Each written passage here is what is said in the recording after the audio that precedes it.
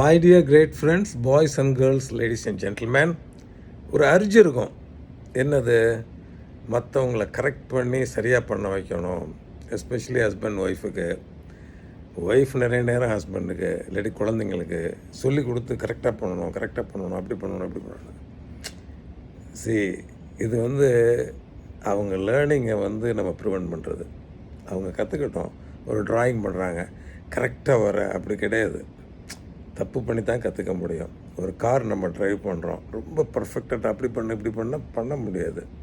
ஏன்னா as a doctor in medical college I use to teach my students. ரொம்ப சொல்லி கொடுக்குறப்ப அவங்களால பண்ண முடியல. அதுக்கு பதிலாக உன்னால் பண்ண முடியும், இதுதான் பேசிக் பிரின்சிபிள்.